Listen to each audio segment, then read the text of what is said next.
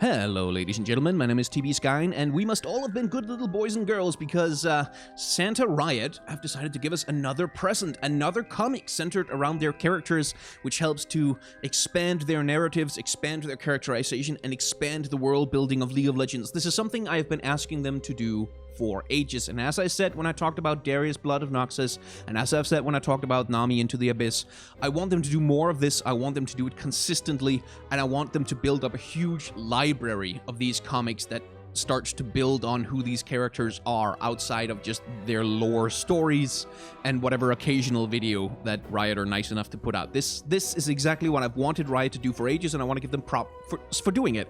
I'm sure they're not doing it because of me. I'm reasonably certain it's not my criticism that spurred them into it, but nonetheless, they're doing exactly what I've been asking them to do for ages, and I feel like I should recognize that that's really super good, and I'm very happy about it. Anyway, Ziggs and JINX Paint the Town is the new comic, but before we go look at the art itself and start commenting on that, we are going to look at the people who actually made it. We're going to look at the credits. I value crediting of artists a lot. You'll know this if you follow me on Twitter. I grouse about it sometimes, that artists don't get enough credit, that writers don't get enough credit. And the writer of this particular comic is Anthony Burch, who has been a writer for Riot for quite some time, but I have no idea what else he has written for them because Riot doesn't put the name of the writers who write things on the things that they write in the League of Legends universe. The lore pieces never come with author names.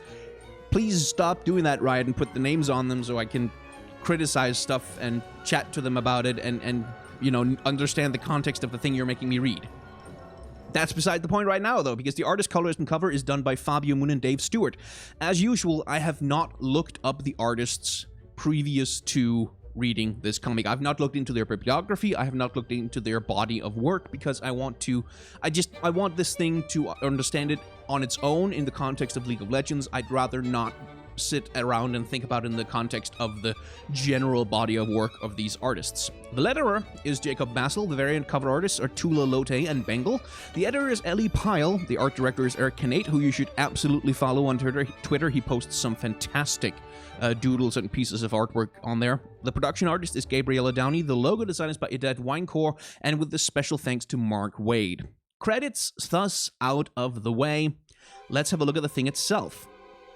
The first thing you'll probably notice is that the art style is quite a bit different from the other two comics that were published. This is very much of a different school of artwork. Specifically, at least as far as I see it, it is of the European school of artwork. Now, Europe has a very long and very strong comics tradition, especially the comics coming out of Belgium and France, but also places like Italy and Denmark, too, has a very strong and long comics tradition. Sweden, that is very, very different in kind from the comics tradition that you find in America. When you think about American comics, you tend to think of like big, thick-ass graphic novels like Alan Moore's Watchmen, V for Vendetta, that kind of thing. Or the glossy comic books of Marvel and DC, or the independent publishing houses like Dark Horse, which are not that independent anymore. But you think about those glossy magazine-style comics that are published once a month, and you get an installment, and it's like, what is it these days? 30 pages, maybe? And they come out, and they're kind of...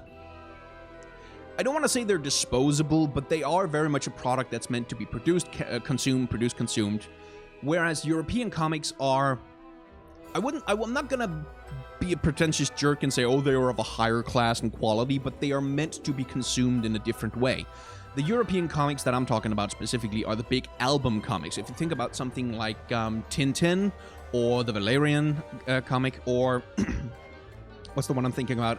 The Smurfs, for instance, are also publishing in that particular format, which is the big, giant, like, full sheet of paper-sized album, which comes double-paged, as we can see in the publishing format here, with huge pages, with huge panels, lots of detail crammed into every little nook and cranny. And this comic seems to exist very much in the continuum of that particular comics tradition.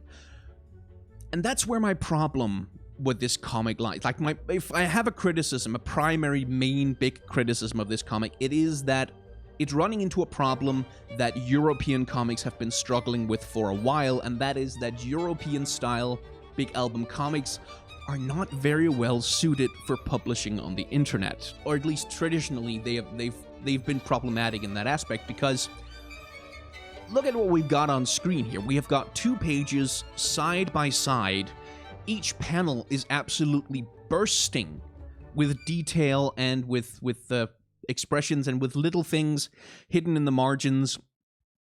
And it all gets, when you look at this from a distance, especially this panel is a good example. When you look at this panel of Heimerdinger by his workstation, and Ziggs on the back by the counter, and the doorway and everything, all of this is very visually busy. And if you have a huge album in front of you, a huge big paper sheet size thing where you can zoom in on each panel and see everything and hold it up to your face and get close, that's not a problem at all. In fact, it's one of the great strengths of the medium, in my opinion, is that you can have these hugely detailed, gorgeous panels of comic that you can really sit down and you can absorb them, and you can look through all the pretty features on every page. On the internet, you really can't do that so well, especially when they're published in a double page format like this. I can't zoom in more than this on any of it. I can't even do it if I ask the browser to increase the zoom level. That will not zoom in on the pages. Full screen is about as big as it can get. I can ask it to put it into a format that is a little bit more convenient for web publishing, which is each page scrolling one by one. But here, especially, the problem gets evident, right? This is like that. This thing down here is meant to be this huge, full screen spanning panel where you can really just absorb the qualities and the pleasantness and the details of Heimerdinger's workshop. But this is so small, I can't really get into it. And this is probably some, like, comic snobbery wankery that I'm engaging in right now, but I kind of don't care, because this is... Yeah, I don't think the format that they've chosen was published as well as it maybe should have been. I think if I had control over this, I would have either... And this is a problem I have with the Overwatch comics as well, by the way, because they sometimes choose a double-sided...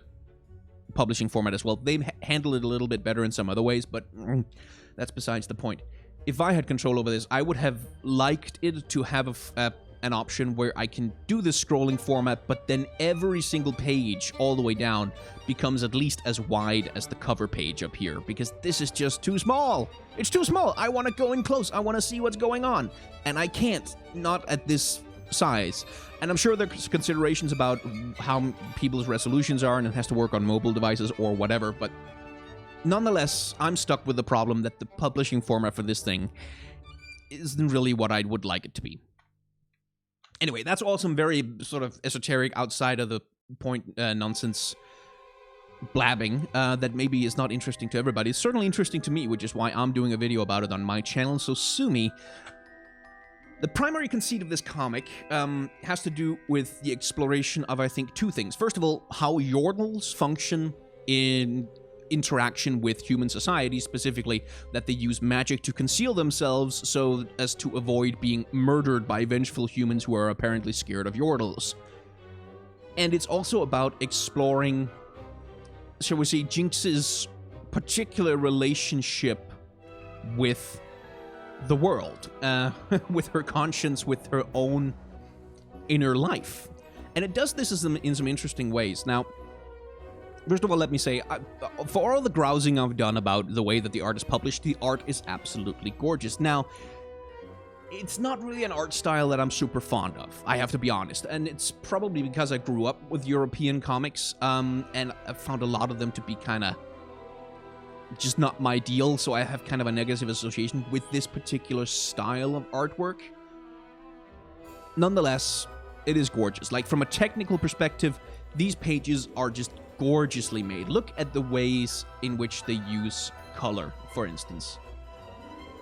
All this brown, all this dark drab, but it never flows into like a smudge. It never becomes a smear, because they're so careful about using the light. And you can see they darken the floor over here, but they don't really let that shadow catch all the way up. They use it to frame, because let me start this over from the beginning. In this panel, the two principal actors are Heimerdinger and Ziggs, right? And when you have a like fuck ton of detail in a panel, it can get in the way of helping the eye identify who are the principal actors in this panel. Who should I be looking at? Who should I be caring about? Who should I be paying attention to?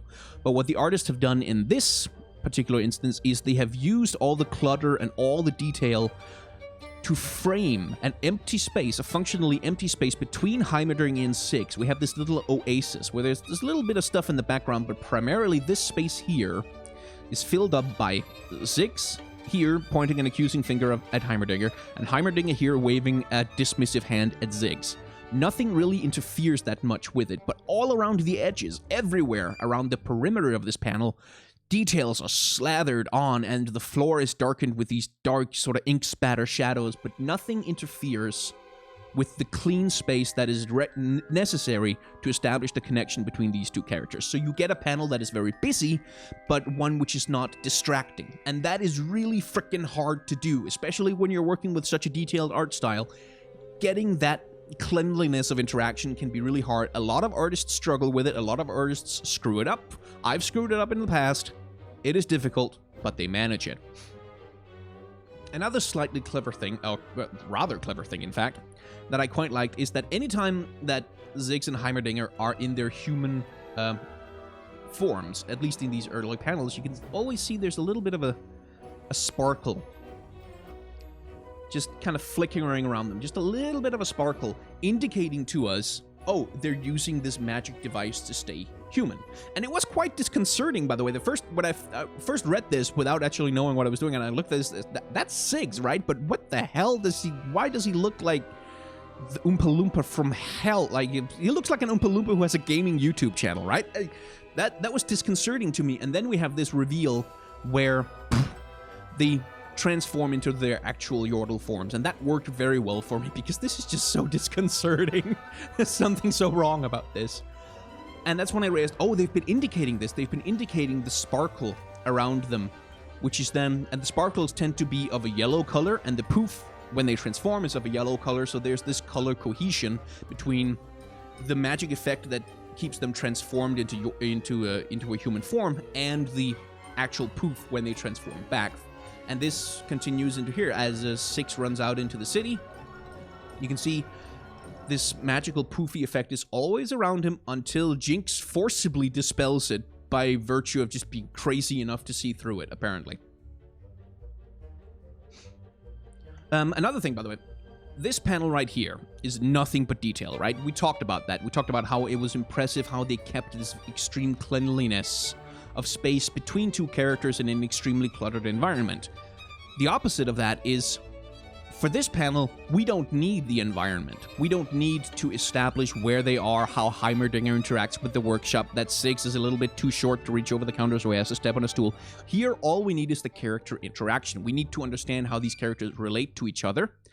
And we get it. Ziggs is up on one leg, kind of lifting, almost as though he's about to kick, and throwing his arms out wide, like he's protesting something. He's upset about something. He's more energetic. He's more flailing.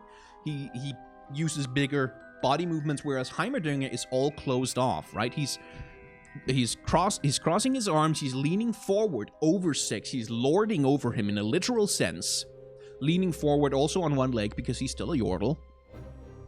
But you get this wonderful difference in body language that, alongside the dialogue, tells us a hell of a lot about who these two characters are and how they relate to each other. And that would have been absolutely ruined if they had tried to do it in a panel that looked as cluttered as this, because even though they keep the space so clean, Ziggs's body language here is kind of, whoa, he's a little bit of a blob here, and Heimerdinger kind of flows into his workstation and doesn't really separate out. Like, it's kind of hard to pick out his arm in the clutter all around here. So, and that's because it's not as important that the body language is absolutely clear in this panel, but in this one they need it to be. So clear white panel, no background whatsoever. This is just two characters existing in the space of their own interaction and dialogue. I love that. That's very good. That's very clever. And that's comic technique. You'll see it all over the place, but that's why it works. Now, let's see. What else can we talk about in this thing? There are some interesting things done with movement in this comic, I think. Because in Western comics, by which I mean American comics, and in manga, there are particular styles of how you represent movement. Western American comics have a tendency to go for this snapshot of motion approach. I'm not going to go too deep into it here, but think of it like American comics oftentimes, especially in superhero comics, they tend to use the as if someone had just stood there and took a photograph of the action, and you get this snapshot where you can see everyone is moving, but the images themselves, like the characters themselves, are not shown in motion so much as you infer that they are in motion from their poses, their positions relative to each other, and the way they interact with the environment. Japanese comics, manga, tend to use speed lines, and they tend to use a lot of speed lines, and sometimes they just have an entire panel that's nothing but speed lines and like a single feature or a single character's flying through the air with incredible speed, which is a different philosophy of how to represent movement in a comic. This thing strikes a little bit of a happy medium. You can see there's generous use of motion lines. Here, Jinx throwing her arm into the air. Here, when you can see she does a spinning motion to get Fishbones up and fire a rocket at Ziggs. And here you can see they use this almost anime-style speed lines to indicate that the rocket is going in this direction. The tail of the rocket also helps. You can see the tail gets wider as it gets closer to the left side of the panel, which creates the effect of it's flying into the space. Like, it creates perspective space, so we know that it's headed straight for Ziggs, right? And that's a little bit more on the sort of the manga side of things. Also, this panel, you can see they use speed lines to indicate the ta-da effect of Jinx throwing her arm into the air. So this thing strikes a little bit more of a happy medium between the Far Eastern and the Far Western styles of comic books. And I think it works pretty damn well. There are times in this comic where I wish the motion was a little clearer. This panel here, for instance, it's supposed to be this quiet moment of realization when Jinx and Ziggs both realize, oh, our projectiles are about to hit each other, there's about to be a huge explosion. But it sort of doesn't really work for me because they're way too close to each other, right? And that might be a thing of the format of the page where you can't really draw them a lot smaller to get them further apart, because then you kind of can't see them in the page, but you kind of can't really make them bigger. And the upshot of it seems to be that they both stand still kind of sheepishly, and then there's an explosion. And it kind of, for me, this panel doesn't work. And there are occasional little things like that where stuff seems to be kind of too still and not really dynamic enough to be interesting. Minor nitpick. Most comic artists, myself included, will have at least a few of those panels in a given work. Not really a deal breaker, but I'm here to nitpick anyway, so. I will say, I'm not necessarily a fan of how Jinx looks in this comic. And this is partly a problem with Jinx. Her original design is very anime influenced. Honestly, it is. Especially her eyes. The thing that kind of bothers me about this Jinx design is that her eyes are pretty small. And one of the features of Jinx as a character is that she has these big, bright, almost cartoonishly cute, innocent-looking eyes staring at the world, but they only see crazy. Like, that's used to make the crazy effect, is that you have these huge eyes where sometimes the eyeballs become tiny, which indicates this hyperfixation, craziness thing.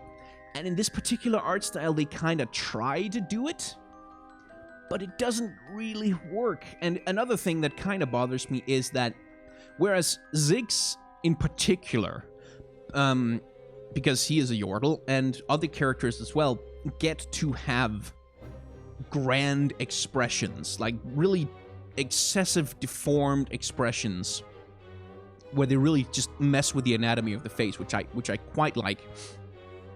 And Ziggs in particular gets a lot of that. Jinx kind of doesn't. When they try to give her over-the-top expressions, for some reason it just... I'm struggling a little bit to explain why I have trouble with it, but it just kind of doesn't work for me. It seems like there's a little bit too much of an emphasis on keeping her looking, I guess, human or pretty. Not in the sense of objectification or anything, but there's a little bit too much of a thing of trying not to break her model too much, where I think the comic would have benefited a lot. Also because the comic is very much about Jinx and Ziggs realizing that in a way they are kindred spirits. They are both obsessed with explosions, right? And that would have worked more for me if we saw Jinx have expressions that are as extreme and exaggerated as Ziggs' expressions. They kind of don't, and that's just a minor nitpick for me. It's a thing I feel like kind of doesn't work. So, That's some nitpicking, that's some criticism. Let's talk about the thing that works in this comic. The thing that really, really works, and which is kind of vaguely disturbing in a way. First of all, I should talk about the sound effects are brilliantly done. They are brilliantly done. And this is something that often you don't think about, but the onomatopoeia, which is the words for sounds, poof, poof here, right? And when she fires the rocket, this is so gorgeously done. That's really hard to do. It's really hard to do sound effects that where the writing looks like the sound it's trying to convey, right? Where you got this bzzz for this rocket as it's streaking towards him, where it alternates between these thick strokes on the S's and these very thin strokes to give this idea of a sound that's kind of oscillating. So it's and here where you get where they use the unbalanced nature of these letters, like they're all over the place to indicate that it's a chaotic noise, but also to indicate that the smaller letters here, it's kind of a noise that goes ka-chow and it's not a uniform noise. It gets louder at the end. And here again, ka-boom, where they emphasize the differences in volume between the sounds just by using a brilliant font. And the fonts are so, it's just they've done such a fantastic job of getting the sound effects to convey the feeling of the sounds that they're showing. I'm truly in love with it. But anyway, to return to the thing that's brilliant and mildly disturbing is the use of explosion as visual metaphor for the characters' relationship. Because Ziggs and Jinx begin to relate to each other when they mutually cause an when they, like, here they're both individually causing explosions to happen, right? Things are exploding, but they're kind of small explosion, and they're just kind of firing things, not hitting anything. And it doesn't really have an effect on the environment. But then when their explosions combine, they create an explosion that's bigger than what either of them could have managed on their own, right?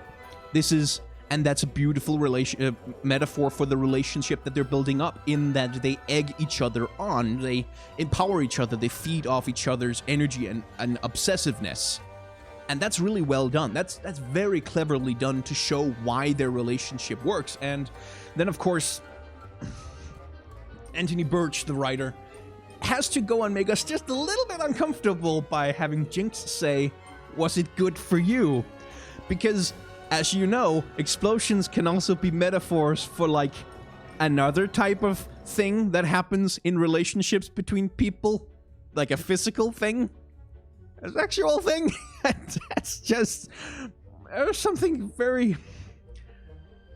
I will not say it's a bad move, but it's one that kind of just, like... Because once they've done that, once they've had Jinx make the sexual innuendo, everything thereafter, every explosion, and these two panels in particular, you have to wonder, is this a metaphor for them not just becoming friends, but becoming friends with certain benefits? And this is reinforced, by the way. The color scheme of the comic early on. You see these, when we are in Heimerdinger's workshop, we have browns, yes, but all of it is tinted kind of green. It is somewhere in the kind of teal-ish spectrum. When Heimerdinger and Jinx meet, we get lots of yellows, lots of oranges, lots of reds, even some pinks thrown in there, because Jinx is Jinx after all. A lot of red, a lot of white for the explosion effects, and just a lot of warm colors, right? Excuse me. And this continues as they go on their spree. This is what happens when I talk for too long without breathing properly. It continues as they go on their spree. We have these colors that tend to fall in the warmer side of the spectrum. And then as their night winds down, right? And we come after they've gone on their explosive romp, having fun all over town, and we get to the end of the night. This is also where the idea that these characters are not just relating on a friendship level, but also kind of vaguely on a dating level, which, again, kind of weird. I mean, I'm not kink-shaming, I'm just saying it's kind of weird. The colors wind down as well. Instead of all the explosion reds and yellows, all of a sudden everything is calm, it's collected, it's kind of bluish, and it's teal, and it's down in the purple ranges. Everything kind of calms down more, and that this is something we know. If you think about, for instance, the scene from Aladdin, where Aladdin and Jasmine are sitting on the roof watching the fireworks, and this is sort of the romantic scene where they start to have an emotionally honest conversation about who they are and what they want from the relationship. Even though Aladdin is lying, that's a detail that's entirely besides the point. They wind down to this kind of calmer set of color shades, and you see it in movies all the time, you see it in comics all the time, that when you get these darker, bluer, colder, sort of slightly calmer, paler colors, that's when we get into sort of an emotional state. That's when we're looking at characters relating to each other on an emotional rather than just on a, you know, impulsive level. It's a more calm, it's a more collected experience. And this continues all throughout these dialogue scenes where, again, it emphasizes the thing of, oh, this could be a scene from a romance movie going by the color grading, right? So these characters are definitely being kind of set up to that a little bit. And then as JINX sets in motion her plot to blow things up, you can see the yellows and the reds start to intrude again. And they don't dominate the color of the pages because we're still keeping that moment, like, that's the interesting thing from a narrative perspective. Even though after this scene on the rooftop that's kind of calm, where they're relating to each other, where they're trying to find some common ground, where they're trying to have an come to an emotional compromise over, Ziggs wants to blow shit up, but he doesn't want to kill people, and JINX kind of wants to both blow things up and kill people, and they kind of have to come to some sort of agreement on how they're going to proceed with this, where when JINX sets in motion her plan to blow up the building, you can see the colors from their romp, their spree, their little let's blow everything up and have fun experiment come back into function in the comic, right? They begin again, they dominate again a little bit, they intrude on the action, but throughout it all, a little bit of that purple, a little bit of that blue calmness as JINX and Ziggs, you know, relate to each other, as Ziggs actually manages to make JINX feel a little bit bad for maybe killing people. The purples and the blues are still present in the panels. They're shading rather than dominant, but they're still there. And they're telling us with color that we're still in that moment of JINX and Ziggs trying to come to an emotional compromise. Even though explosions and stuff is going on, that's still what we're doing. And I quite like that. That's from like a comics craftsmanship perspective, I quite like that. And it works quite well. And then, of course, as we get to Zaun, the entire color palette of the thing shifts. Because now we are entering a completely different environment where everything is green and blue and sort of a cold purplish hue. Where, again, very cleverly, they use these very bright orangey explosion colors for JINX and Ziggs to make them light up the place like a firework, which, again, excellent metaphor for the relationship that they share. And that's just very well done. On the whole, I like this thing a lot. At no point in this comic did I ever really think they nailed JINX. Like, this panel is pretty decent, and this is an okay expression, but that one's kind of not really. I'm not feeling it, and this one is not. I'm not really. A lot of the panels here, I'm just like, JINX doesn't really look like JINX. But that's really like my major complaints with this thing is I don't necessarily like the way that they did JINX's model, the way they drew her design, and I don't necessarily like the way that it's published. Those are the only two problems I really have with this thing. Everything else about this thing works. The narrative works, the writing works, the way that the colors and the art is used to enhance the themes of the thing works. The relationship between the characters works. And again, I would love to have this page as a full-sized album comic page that I can sit and look at. I'm annoyed that I can't zoom in more, but I would love to because it's so gorgeously populated. It's so gorgeously rendered. The detail on display in these backgrounds, in these environments, are just... they're brilliant. They're fantastic. I love this comic very much. I'm very happy that Riot put it out. I'm excited for whatever the hell they're going to do next. I really, really, really, really, really hope that Riot doesn't do the Riot thing, which is to publish, like, a bunch of stuff in a particular theme or of a particular type, and then they kind of get bored and go do a different thing. I really hope they don't do that this time, because they've done it many times before, and it's getting very annoying. Nonetheless, massive props to the artists on this one. If you like this video, if you have some questions, you can leave them down in the comments. You should feel very free to subscribe to the channel. I talk about these comics every time they come out. I try to say interesting stuff. I try to provide some interesting analysis. So, you know, if you want more of that, subscribe, I guess, and I shall see you, I suppose, in the next video.